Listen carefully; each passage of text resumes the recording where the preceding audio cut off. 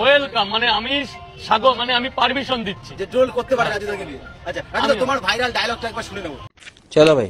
Unlimited তরকারি, 3টে পরোটা, একটা কাঁচা লঙ্কা, একটা পেঁয়াজ দিয়ে 30 টাকা, মাত্র 30, মাত্র 30 টাকা, যাতে ট্রেনের টিকিট হবে। হ্যাঁ গাইস, এখনকার সময় এসে 30 টাকায় ভালো কিছু আশা করাই যায় না। আর সেইখানে রাজুদা 3টে পরোটা, আনলিমিটেড তরকারি এবং পেঁয়াজ কাঁচা লঙ্কা তো সাথে আছেই। 30 টাকায় আমার মতে অনেক বেশিই দিচ্ছে। ইয়েস। তো গাইস, ভিডিওর থাম্বনেল এবং টাইটেল থেকে বুঝেই গিয়েছেন যে আজকে ভিডিওটা রাজুদার পকেট পরোটা নিয়ে একটু আলাপ আলোচনা হবে। আশা করি আজকে ভিডিওটা সম্পূর্ণ দেখবেন। আর গাইস, বাংলা মিম টিভিও তো অবশ্যই থাকছে, সমস্যা নাই।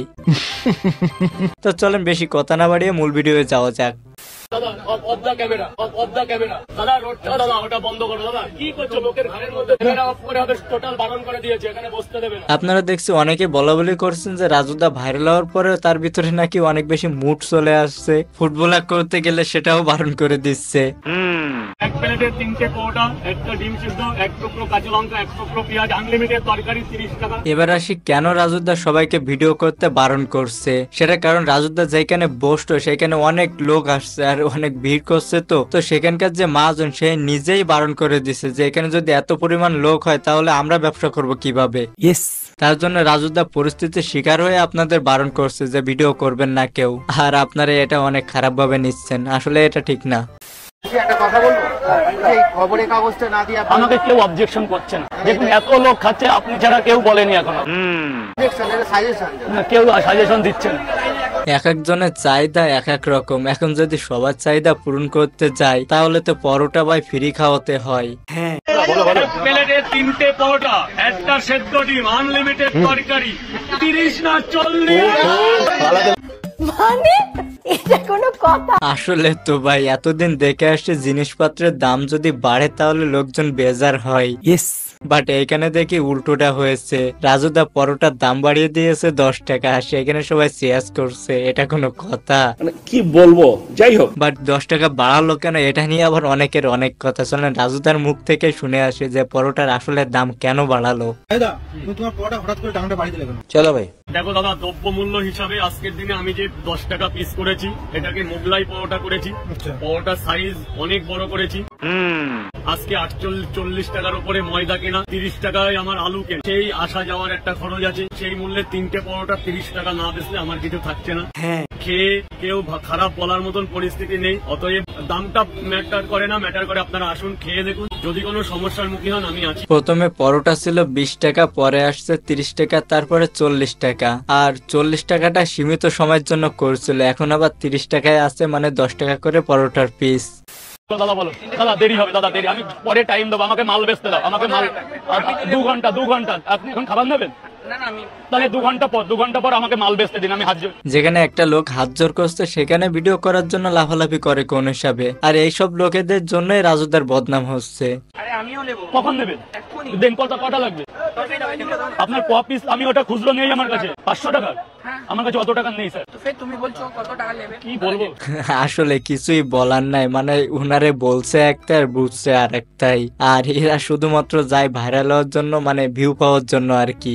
আর এখানে রাজুদা যদি কিছু বলে তাহলে যত দোষ সব রাজুদারই।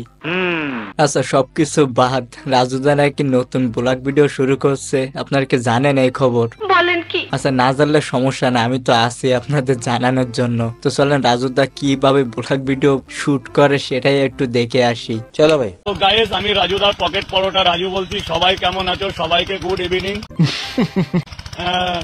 তো আমি ঘুরতে ঘুরতে চলে এলাম আজকে নবপল্লী ঘোষপাড়ার একটা বিলে।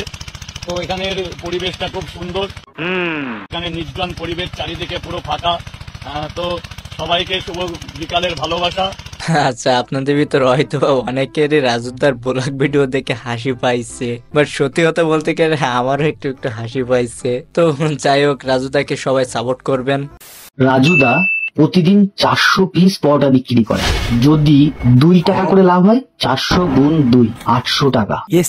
এবং 150 পিস ডিম বিক্রি করে। যদি 3 টাকা করে লাভ হয়, 150 গুণ 3 450 টাকা। মোট 800 প্লাস 450 1250 টাকা। প্রতিদিন লাভ হয় প্রায় 1200 টাকা। তাহলে মাসে 36,000 টাকা, বছরে 36,000 গুণ 12 4,32,000 টাকা।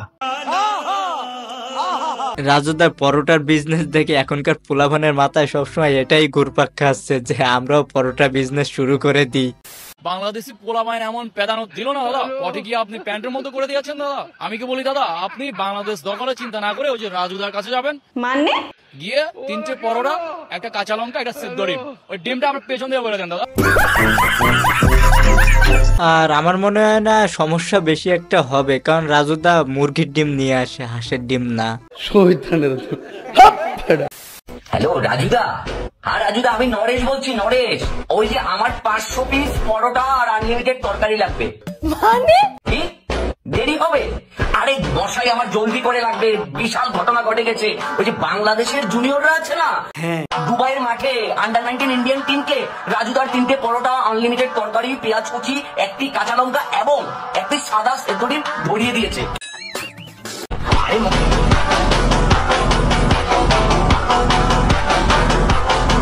মনা ভাইয়ের কথাগুলো কেন যে লোকজন সিরিয়াসলি নেয় এটাই বোঝা আসে না। তিনি কিন্তু সবকিছু মজা করেই বলে যায়। বাড়ি কোথায় আপনাদের? বাংলাদেশ। বাংলাদেশ দখল করতে এসেছেন কলকাতা? জি, কলকাতা দখল করতে এসেছেন? এইটা কোনো কথা? কখনোই এটা করতে আসবো না, যেহেতু আমাদের দেশ বাংলাদেশ। আপনাদের প্রাক্তন সেনাকর্তারা বলছেন যে 4 দিনের মধ্যেই কলকাতা দখল করে নেবে। এটা আপনাদের মতন খবরেই এইটা শুনতাছি আমরা তো। তিনি বলছেন আপনাদের সংবাদ মাধ্যমে সে সমস্ত বাইট, সে সমস্ত রিয়াকশন সামনে তো সংবাদ করছেন, আপনি ওইটা ছড়াবেন, এরকম করে সবাই ছড়াবেন।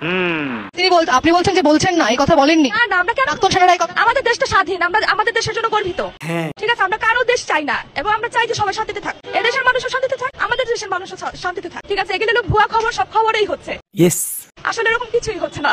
আপনাদের এই প্রাক্তন সেনাকর্তা যিনি বলেছেন যে কলকাতা শুধুমাত্র নয়, উত্তর পূর্ব ভারতের একাংশ, মণিপুর, ত্রিপুরা দখল করে নেব। আরে ভাই, দখলকে আমরা করতে চাইতেছি, আপনারা তো চাইতেছেন যে চট্টগ্রাম লাগবে, সিলেট লাগবে, খুলনা লাগবে, হ্যান ত্যান নানান তালে আপনাদেরই লাগবে।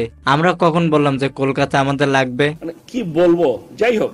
বাংলাদেশের পরিস্থিতি কেমন? আমার তো দেখে মনে হলো না কোনো খারাপ কিছু মনে হয়নি, কারণ আমরা কিছু খারাপ মনে করিনি। আমরা একটা বিয়ে বাড়িতে গেছিলাম, ভালো পরিস্থিতি, অনেকটাই ভালো। আরে ভাই, ভালো থাকবে না কেন? কারণ আমরা চাই না কোনো ঝগড়া বিবাদ হোক, আমরা চাই সব জায়গায় সব মানুষই ভালোভাবে থাকুক। গাইস, পাউরুটি কিনা ঘরে রেখে দিচ্ছি, উৎপাদন হবে তারপরে এটা খাবো। মানে আমি বুঝলাম না যে তারিখ এখনো আসে না, সে তারিখ পাউরুটিতে আসলো কিভাবে? আম্মু, রাতে 2-3 বাজে একটু উঠাই দিও, তাহাজ্জুদ নামাজ পড়বো। পোলার নাম কি?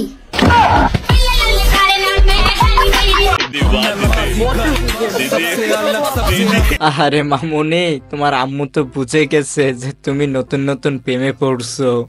চোখের ভাষায় কিভাবে আই লাভ ইউ বলা যায়? এইভাবে ডাক দে। একটা আছে এইভাবে, এই নে চকলেট খাবি, খুব মজা, 2 টাকায় 3টা পাবি, এই নাও।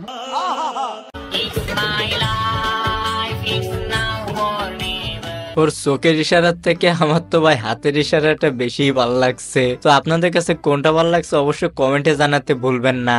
তো গাইস, আজকে ভিডিওটি ছিল এই পর্যন্ত। ভিডিওর কোন অংশটা সব থেকে মজার ছিল অবশ্যই কমেন্টে জানাবেন। আর চ্যানেলে নতুন হয়ে থাকলে চ্যানেলটা সাবস্ক্রাইব করে দিবেন। তো সবাই ভালো থাকেন, সুস্থ থাকেন, দেখা হবে পরবর্তী ভিডিওতে। ধন্যবাদ।